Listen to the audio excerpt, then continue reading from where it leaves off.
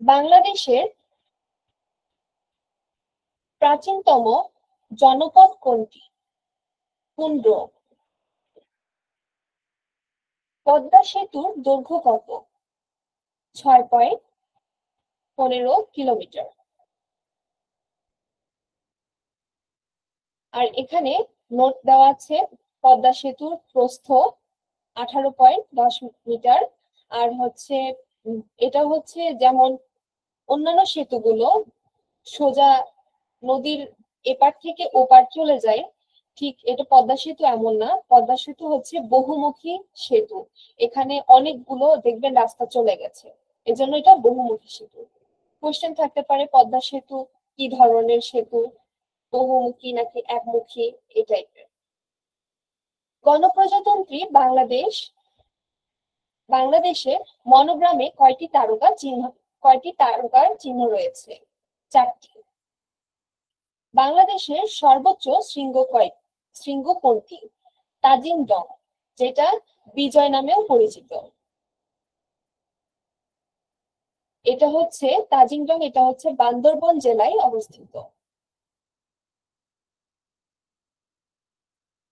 অন্তর্বর্তীকালীন সরকারের প্রধান উপদেষ্টা হিসেবে কে দায়িত্ব গ্রহণ করেন?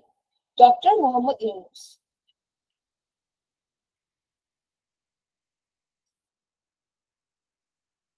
তারপর এখানে নোট দেওয়া আছে ডক্টর ইউনূস সম্পর্কে, মানে তিনি 2006 সালে নোবেল পান। বাংলাদেশের আইনসভার নাম কি? বাংলাদেশ জাতীয় সংসদ। 2024 সালে নোবেল শান্তি পুরস্কার লাভ করে কোন সংস্থা? এটা হলো জাপানি সংস্থা নিহন হিদান কিও। এটা হচ্ছে জাপানি সংস্থা নিদান হিয়ন কিও। এই সংস্থার কাজ হলো মূলত যারা যেসব পারমাণবিক অস্ত্র রয়েছে সেগুলো থেকে বিশ্বকে রক্ষা করার জন্য এই সংস্থা নির্মাণ করা হয়। বাংলাদেশের স্বাধীনতা ও জাতীয় দিবস কোনটি? 26শে মার্চ। অনেকে কিন্তু গুলিয়ে ফেলেন যে স্বাধীনতা দিবস আর বিজয় দিবসের মধ্যে পার্থক্য কি। এই জিনিসটা কিন্তু করা যাবে না। স্বাধীনতা দিবস হলো 26শে মার্চ, আর বিজয় দিবস হলো 16ই ডিসেম্বর। বাংলাদেশের বিজয় দিবস কোনটি? 16ই ডিসেম্বর। শহীদ বুদ্ধিজীবী দিবস কত তারিখে পালিত হয়? 14ই ডিসেম্বর। অপারেশন জ্যাকপট হলো নৌ অভিযান। বাংলাদেশে বীরশ্রেষ্ঠ কতজন? বাংলাদেশের বীরশ্রেষ্ঠ 7 জন, আর বীর উত্তম 67 জন। সাগরকন্যা বলা হয় কাকে? কুয়াকাটাকে। দেশের একমাত্র মৎস্য গবেষণা ইনস্টিটিউট কোথায় অবস্থিত? এটা ময়মনসিংহ জেলায় অবস্থিত। বাংলাদেশের প্রথম প্রধান বিচারপতি কে ছিলেন? বিচারপতি আবু সাদাত মোহাম্মদ সায়েম। এখানে কিন্তু সায়েম 3টা নাম দেওয়া আছে, এভাবে পড়ে দেখবেন সাদাত মোহাম্মদ সায়েম। যদি একটা সায়েমই থাকে তাহলে সেটা দিবেন, আর যদি এরকম 3টা বা 4টা থাকে সবগুলোর মধ্যে তাহলে নামটা ভালোভাবে পড়ে নিবেন। বাংলাদেশের প্রথম এভারেস্ট জয়ী নারী কে? নিশাত মজুমদার। বাংলাদেশে বাংলাদেশের সংবিধান কতবার পরিবর্তন করা হয়েছে? 17 বার।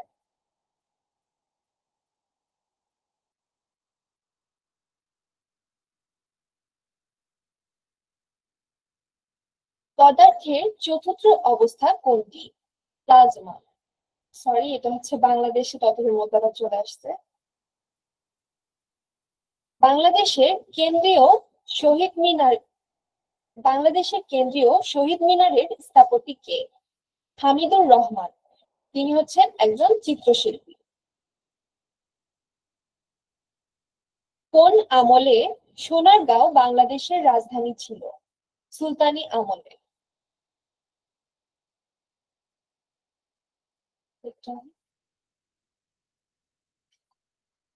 বাংলাদেশের কোন জেলায় প্রথম সৌর বিদ্যুৎ প্রকল্প চালু হয়? নরসিংদী।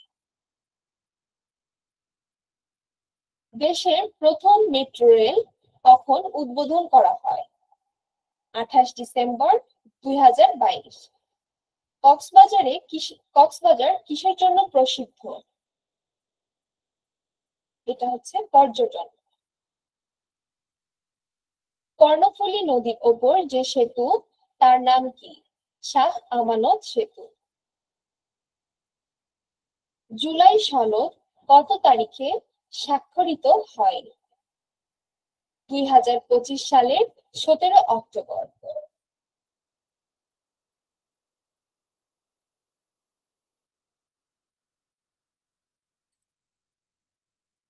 আগের বছর যে মানে বাংলাদেশের যে প্রেক্ষাপট যে ঘটনাগুলো ছিল সেগুলো এবং এবছরের যে ঘটনাগুলো ইম্পর্টেন্ট যদি কোনো ঘটনা থাকে সেগুলো একটু মনে রাখার চেষ্টা করবেন, তাহলে দেখবেন সেগুলো থেকেও কমন আসার চান্স থাকে। এখন আমরা যাচ্ছি আন্তর্জাতিকে। আন্তর্জাতিক আদালতের সদর দপ্তর কোথায়? এটা হচ্ছে হেগ, এটা নেদারল্যান্ডে। ইউরোপের ককপিট নামে পরিচিত কোন দেশ? বেলজিয়াম। ককপিট বলতে এখানে বুঝিয়েছে যেখানে সবসময় দাঙ্গা হাঙ্গামা এগুলো লেগেই থাকে, সেই টাইপের পরিবেশ সৃষ্টি হয়, সেই জায়গা হচ্ছে বেলজিয়াম। রবীন্দ্রনাথ ঠাকুর কত সালে নোবেল পুরস্কার পান? 1913। ফিফা বিশ্বকাপ প্রথম কত সালে অনুষ্ঠিত হয়? 1930। মোনালিসার চিত্রকর্মটি এঁকেছিলেন কে? Leonardo da Vinci. 2024 সালে অনুষ্ঠিত প্যারিস অলিম্পিকে কতটি দেশ অংশগ্রহণ করে? 206টা। ক্রিকেট বিশ্বকাপ প্রথম কত সালে অনুষ্ঠিত হয়? 1975।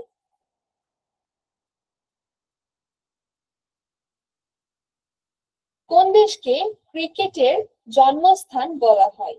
ইংল্যান্ড। পৃথিবীর বৃহত্তম মহাদেশ কোনটি? এশিয়া।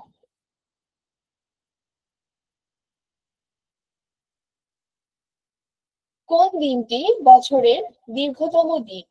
21শে জুন। বিশ্ব খাদ্য ও কৃষি সংস্থা এর সদর দপ্তর কোথায়? এটা হচ্ছে রোমান নাম, এটা হচ্ছে রোম, এটা ইতালিতে। পৃথিবীর দীর্ঘতম নদী কোনটি?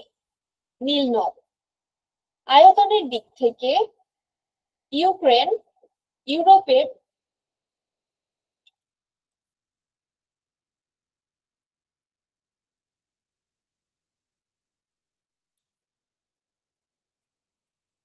আয়তনের দিক থেকে ইউক্রেন ইউরোপের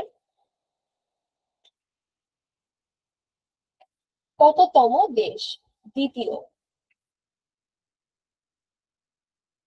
আন্তর্জাতিক মাতৃভাষা দিবস কবে পালিত হয়? 21শে ফেব্রুয়ারি। আন্তর্জাতিক শ্রমিক দিবস কবে? এই শ্রমিক দিবসকে আবার মে দিবসও বলা হয়, এটি 1 মে। পৃথিবীর সবচেয়ে ছোট পাখি কোনটি? Humming birds. বিশ্বের বৃহত্তম মরুভূমি কোনটি? সাহারা। কোন দেশে সমুদ্র বন্দর নেই? ভুটান। পৃথিবীর বৃহত্তম মহাদেশ কোনটি? এশিয়া। ফরাসি বিপ্লবের মেয়াদকাল কোনটি সেটা এখন বলতে হবে। ফরাসি বিপ্লবের মেয়াদকাল হলো 1789 থেকে 1799। নদীবিহীন দেশ সৌদি আরব। বিশ্ব মানবাধিকার দিবস কবে পালিত হয়? 10 ডিসেম্বর। এবার স্বাস্থ্য সংক্রান্ত। হোমিওপ্যাথির জনক কে? Doctor Samuel Hahnemann. হোমিওপ্যাথির মূল মন্ত্র কোনটি? স্বদেশ দ্বারা স্বদেশ নিরাময়। অর্গানন অব মেডিসিন গ্রন্থটির রচয়িতা কে? Doctor Samuel Hahnemann. হ্যানিম্যান কত সালে জন্মগ্রহণ করেন? 1755 সালের 10 এপ্রিল। বিশ্ব স্বাস্থ্য দিবস কবে? 7 এপ্রিল। চিকিৎসা বিজ্ঞানের জনক কে? হিপোক্রেটিস। রক্ত জমাট বাঁধতে সাহায্য করে কোন ভিটামিন? Vitamin K. রক্তে হিমোগ্লোবিনের কাজ কি? অক্সিজেন পরিবহন করা। হোমিওপ্যাথির ঔষধ প্রস্তুতির প্রক্রিয়াকে কি বলা হয়? প্রোটেন্টাইজেশন। মানবদেহের সবচেয়ে বড় অঙ্গ কোনটি? ত্বক। বাংলাদেশ হোমিওপ্যাথিক চিকিৎসা আইন কোন সালে পাশ হয়? 2023। বিশ্ব স্বাস্থ্য সংস্থা করোনা ভাইরাসে নাম দেন কোভিড-19। এই জিনিসটা খেয়াল রাখবেন যে কোভিড-19 এখানে কিন্তু কোভিড আছে, তারপরে করোনা ভাইরাস কিন্তু এটা নাম দেয় না, তারপরে করোনা-19 এটাও কিন্তু না, এটা হবে কোভিড-19। করোনা ভাইরাস চীনের কোন শহর থেকে ছড়িয়েছে? এটা উহান। আর এটা শনাক্ত করে 2019 সালে ডিসেম্বরে 2019 সালে। তখন একজন ব্যক্তির মধ্যে শনাক্ত হয় এবং তার থেকে ছড়িয়ে পড়ে। করোনা ভাইরাসের শীর্ষে ছিল কোন দেশ? মানে আক্রান্ত দিক থেকে শীর্ষে ছিল যুক্তরাষ্ট্র।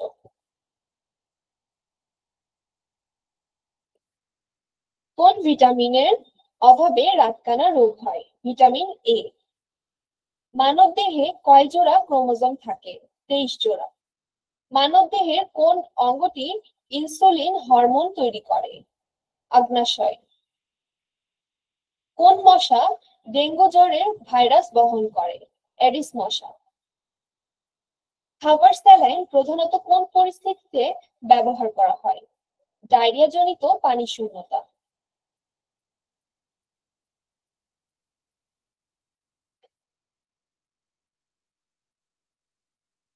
এখন বিজ্ঞান সংক্রান্ত। পৃথিবীর নিকটতম গ্রহ কোনটি? শুক্র। যদি শুক্র না থাকে তাহলে মঙ্গল দিবেন, আর যদি শুক্র থাকে তাহলে শুক্রটাই দিবেন, কারণ পৃথিবীর থেকে একদম কাছে শুক্র এবং তারপরে মঙ্গল। সৌরজগতের বৃহত্তম গ্রহ কোনটি? বৃহস্পতি। গ্রিনহাউস গ্যাসগুলির মধ্যে প্রধান কোনটি? Carbon die oxide. চাঁদের পৃষ্ঠে প্রথম পা রাখা মানব কে? মানে চাঁদে প্রথম প্রবেশ করে কে? Neil Armstrong.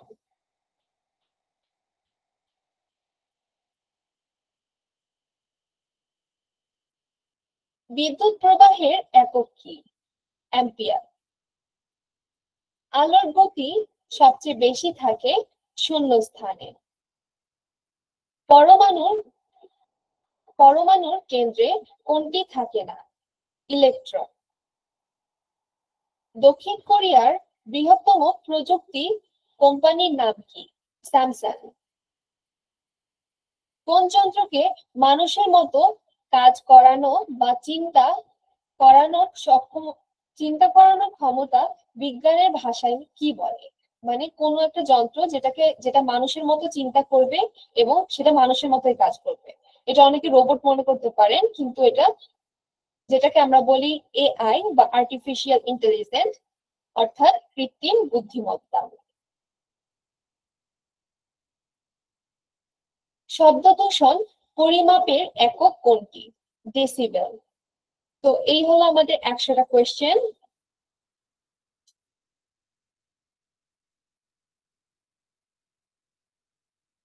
সেই সাথে আমি আগের বছরের কোশ্চেনটা একটু দেখিয়ে দিচ্ছি।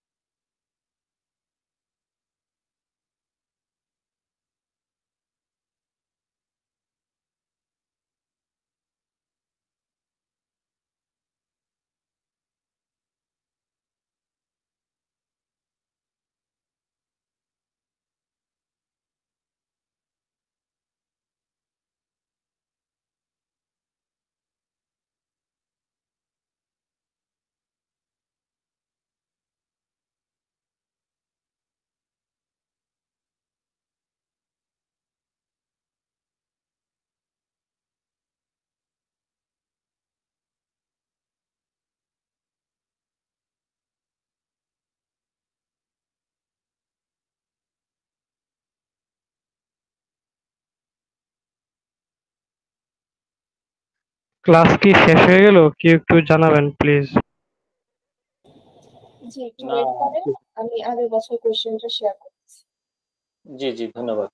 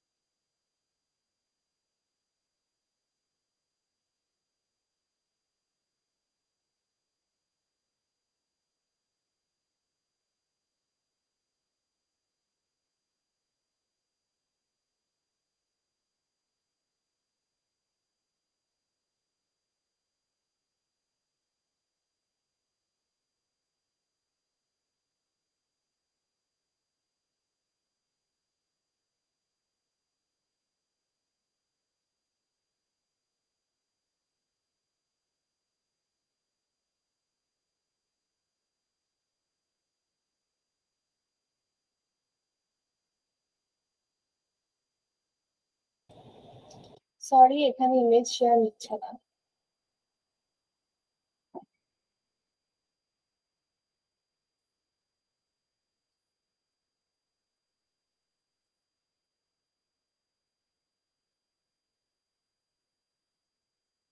আপনারা কি আগের বছরের কোশ্চেনটা দেখেছেন? হ্যাঁ ম্যাম, দেখেছি। জি, এখানে দেখবেন যে আন্তর্জাতিক এবং আমাদের বাংলাদেশ সংক্রান্ত যে কোয়েশ্চেন গুলো আছে এগুলোর মধ্যে থেকে বেশি এসেছে। তো এগুলোর সাথে সাথে আহ তো এগুলো একটু বেশি করে পড়বেন। সেই সাথে আপনাদের যে কলেজগুলোতে ভর্তি হবেন সেখান থেকে যে সাজেশন পাবেন সেটাও পড়বেন। ইনশাল্লাহ কমন পেয়ে যাবেন। জি, ইনশাল্লাহ। আজকের ক্লাসটা এই পর্যন্তই। আমি ওখানে মানে আগের বছরের কোয়েশ্চেনটা শেয়ার করতে পারছি না, না হলে এটাও একটু সলভ করে দিতাম। ওকে ঠিক আছে। ম্যাম, এই আজকে ক্লাসের যে পিডিএফ জি ফাইলটা ওইটা কখন আপলোড করে দিবেন আপনাদের ইসে, জি, এটা গ্রুপে? আমি এটা হচ্ছে স্যার তো গ্রুপে দিয়ে দেয়। জি এখন জি আমি স্যারকে দিয়ে দিব, এখন স্যার যখন পিডিএফ করে দিবে তখনই, আমি তো বলতে পারছি না। জি, আচ্ছা, থ্যাংক ইউ। আচ্ছা, ঠিক আছে। ধন্যবাদ সবাইকে উপস্থিত হওয়ার জন্য। সবাইকে ধন্যবাদ। আল্লাহ হাফেজ। জি, আপনাকে ধন্যবাদ। আল্লাহ হাফিজ। জি, আল্লাহ। Thank you ma'am.